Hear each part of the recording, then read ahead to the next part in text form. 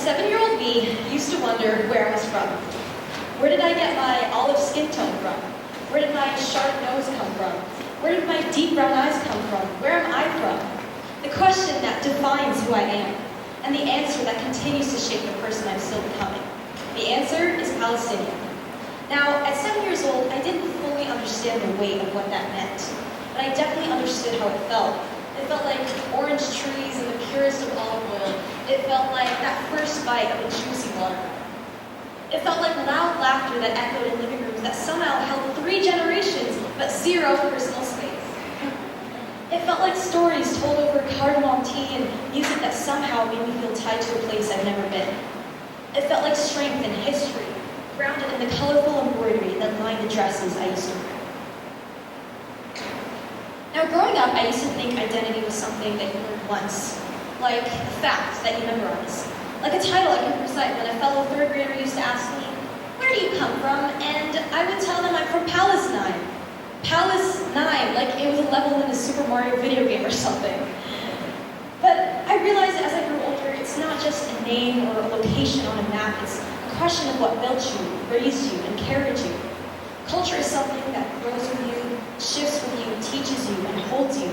And for me, my Palestinian identity wasn't just a novelty, it was a necessity to become the person I am today.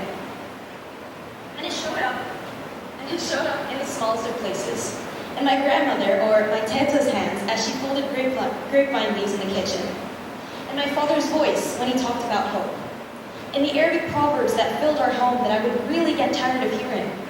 Most importantly, it showed up in the values that guided us as a people and as a family.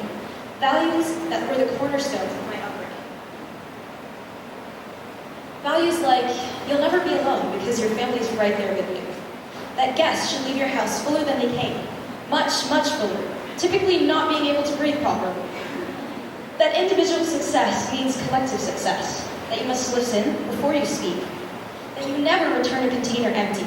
That you must give it back filled with sweet Arabic baklava and some homemade Dubai chocolate cookies. That you always offer things even when you know someone will decline, because being asked reminds someone that they matter. That cookie tins make excellent sewing kits. That you must fight over the bill relentlessly, because you never know when $1 can change everything for someone else. That generosity isn't losing something you love, it's giving to someone you love.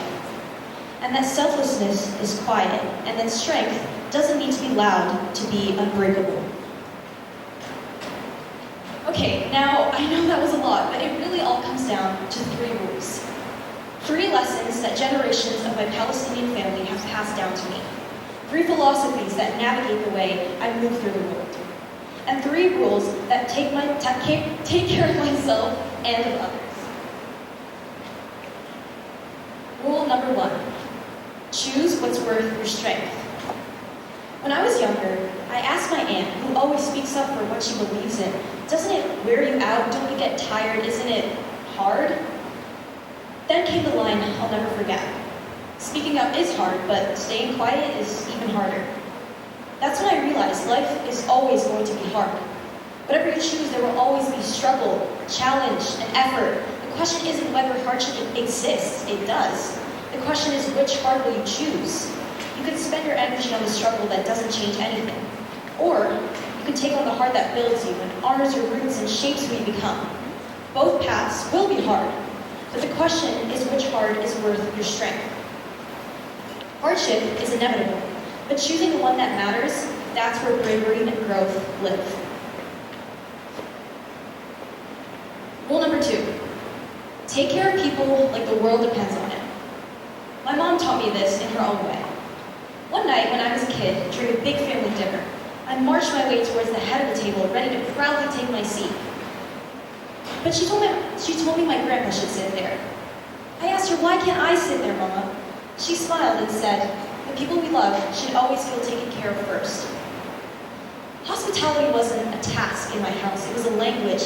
It was the way my mom would spend an entire day cleaning before guests came over, vacuuming tiny little crevices in the windowsill that no one's human eye has ever actually noticed. But that wasn't the point. Taking care of people was never about them noticing what we did. It was about making them feel noticed. It taught me that kindness doesn't need to be loud and care doesn't need an audience. The best way to love unsolicited details, where quiet effort becomes undying care that people can really, really feel. Rule number 3, see the gift in everything. Every Ramadan when I was younger, my dad and I would pack nearly 100 paper bags filled with canned beans and water and sweets and bread and juice, and we'd drive through neighborhoods where life was a little harder, and we'd give them out to families who truly needed them. I remember people running up to our cars, some of them crying and holding those bags in their hands like they were treasures, with tears of gratitude in their eyes. On the drive home, my dad told me, "You must see the gift in everything." He was teaching me that the things we often overlook, like water to drink or food to eat, or arms and legs that move us through the day, are truly something to marvel at. They're children of war and oppression for whom even a jar of sugar can inspire joy. And so we learn to notice what's in front of us, and we treat it with care, and to never take a single thing for granted. And although true, but a bit cliche, remember to appreciate the little things in life. That's it. 3 rules. 3 rules that turned 7-year-old me into the person I am today. 3 rules that have been the pillars of my upbringing. Rule number 1, choose what's worth your strength. Rule number 2, take care of people as if the world depends on it. And number 3, see the gift in everything. In the words of Ariana Grande, one taught me love, one taught me patience, and one taught me pain. And when I follow these values, I feel it. I feel the weight of history in my hands, the rhythm of tradition in my steps, in the place I've never been that taught me so much. And suddenly, even the smallest moments feel impossible to ignore. That's all you need. 3 rules and the courage to keep carrying them forward. Thank you.